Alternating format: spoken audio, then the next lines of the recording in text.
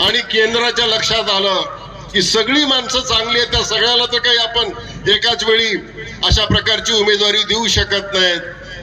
पण सामान्य माणसाला जर न्याय द्यायचा असेल तर सामान्य शेतकरी कुटुंबात जन्मलेला अभय साळुंखे यांनाच या ठिकाणी उमेदवारी दिली पाहिजे.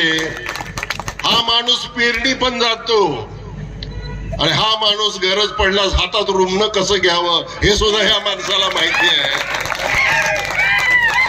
समोरच्याला जी भाषा कळेल त्या भाषेत बोलणारा हा अभय आहे. याच्या नावातच अभय आहे, त्याला कसलंही भय नाही. अशा प्रकारचा निर्भय हा कार्यकर्ता या ठिकाणी आम्ही उमेदवार म्हणून आमच्या पक्षाने दिलेला आहे. राहुलजी गांधींनी दिलेलं आहे, खरगे साहेबांनी दिलेलं आहे, प्रदेशाध्यक्ष पटोले साहेबांनी दिलेलं आहे. आणि या सगळ्या कामामध्ये आपले खासदार आणि आपले आवडते नेते अमित भैया यांचेही प्रयत्न या सगळ्या कामाला आलेले आहेत.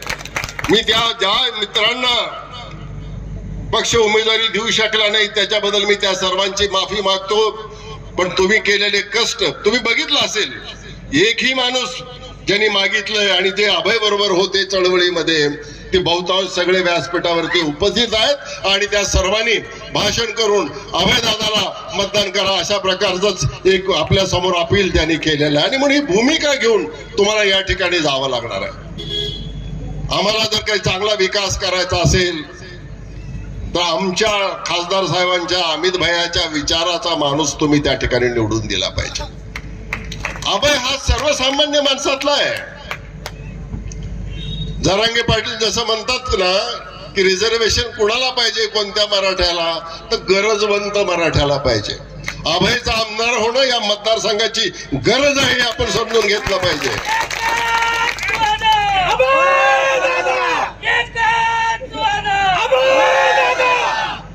तुम्हाला आता कोणाच्या वाड्यावर भेटायला जायची गरज नाही.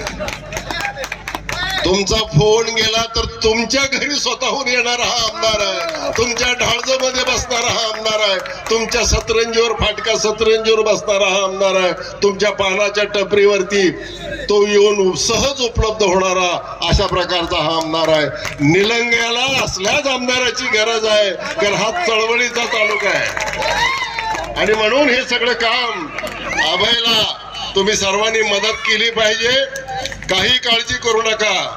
निवडून यायला पैसे लागत नाहीत, निवडून यायला आशीर्वाद लागतो. तो तुमचा आशीर्वाद या अभयच्या पाठीशी राहायला पाहिजे. एवढंच खरं म्हणजे या निमित्तानं मला आपल्याला सर्वांना सांगायचं. अभय पाहिजे ते अभय आता दिलेलंच आहे तुम्हाला. याला सांभाळा, याला मोठं करा.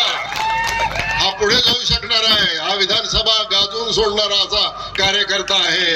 आणि हे खरं म्हणजे योगायोग खूप चांगला आहे. हे आपण बदललं पाहिजे, आपण हे केलं पाहिजे. नुसतं नावं ठेवून चालणार नाही. हे सगळं जर दुरुस्त करायचं असेल तर मी मगाशी म्हणल्याप्रमाणे हे रामबाण औषध आहे. गरज पडलं तर ऑपरेशन सुद्धा करू शकतो. अशा प्रकारचा हा डॉक्टरच एक प्रकारचा सामाजिक आहे. याला आशीर्वाद आपण द्यावा आणि हे आशीर्वाद मागण्यासाठी आणि याला पाठिंबा देण्यासाठी आपल्याला विनंती करण्यासाठी मी या ठिकाणी उपस्थित झालेलो आहे. एक मॉडेल आपण अशा प्रकारचा मतदारसंघ या भागात निर्माण करूया. इथल्या शेतकऱ्याच्या मालाला भाव मिळाला पाहिजे, इथल्या शेतकऱ्याचं जीवनमान उंचावलं पाहिजे, इथल्या युवकांच्या हाताला काम मिळालं पाहिजे. या सगळ्या गोष्टी ज्या ज्या आम्ही लातूरमध्ये केलेल्या आहेत, ग्रामीण मध्ये शहरामध्ये असेल, ते सगळ्या योजना किंबहुना त्याच्यापेक्षा अधिक आपल्याला या निलंगा विधानसभा मतदारसंघासाठी करायचं आहे. आणि इथल्या ह्या तिन्ही तालुक्याचं जीवनमान उंचवायचं आहे. पण हे करायचं असेल तर अभय शिवाय दुसरा पर्याय नाही, दुसरा काही विचार करायचा नाही. यंत्रणा गावापर्यंत आली का नाही ह्याचा विचार करू नका. पोस्टर गावामध्ये आलं का नाही ह्याचा विचार करू नका. गल्ली गल्लीमध्ये वार्डामध्ये बूथवरती जाऊन माता भगिनींना विनंती करा की आम्हाला आता हे सगळं बदलायचंय. आम्हाला आता नवीन पहाट बघायची, आम्हाला नवीन स्वातंत्र्य बघायचंय. या जुलमी राजवटीतनं बाहेर पडायचं असेल तर हा बदल हा निलंगा मतदारसंघामध्ये आवश्यक आहे. आणि त्याचं प्रतीक म्हणजे अभय साळुंखे आहेत हे आपण समजून घेतलं पाहिजे. या सगळ्या भ्रष्टाचाराला, ह्या सगळ्या अरेरावीला, ह्या गुंडगिरीला भेद देण्याचं काम, जसा एक मोठा भाला असतो त्या भाल्याला एक पाता असतं आणि ते पात लक्ष वेधून अशा प्रकारची गुंडगिरी आणि हे संपत असतं.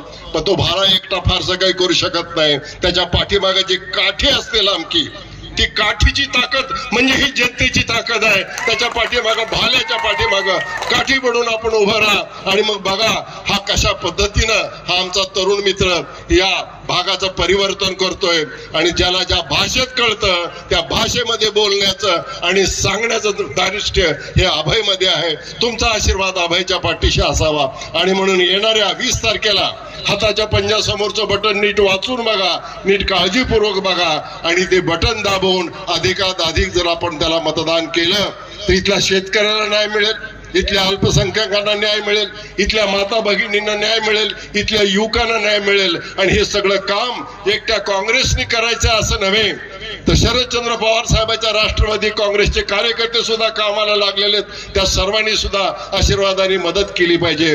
शिवसेना उद्धव बाळासाहेब ठाकरे साहेबांची जी शिवसेना आहे, काय काय झालं हे मी सांगत नाही, कशा प्रकारची राजवट झाली, कशा प्रकारचं भ्रष्ट सरकार त्या ठिकाणी काम करत आहे. आणि म्हणून तर या सगळ्या गोष्टी जाहीरनामा तुम्हाला माहिती आहे, पुढच्या भाषणामध्ये आपण सांगू. कारण आता इथून शिरूर आनंद पाळला सुद्धा एक सभा आहे, त्या ठिकाणी जायचंय, पुढे मी येणार आहे. आणि म्हणून मी एवढंच फक्त म्हणेन की अभयच्या सगळ्या कामाची गॅरंटी दिलीप देशमुख या ठिकाणी घेईल आणि जेव्हा जेव्हा तुम्हाला जे काही लागणार आहे ते सगळं विकासाच्या बाबतीमध्ये आम्ही तुम्हाला पुरवू, एवढंच या निमित्तानं सांगतो. आणि या प्रचंड जनसमुदायाला खास करून युवकांना मी या ठिकाणी अपील करू इच्छितो की तुमची जबाबदारी आहे. अभयमध्ये मी तुम्हाला पाहतोय आणि तुमच्यामध्ये मी अभयला पाहतोय, एवढंच या निमित्तानं बोलतो, माझं भाषण संपवतो. जय हिंद, जय महाराष्ट्र.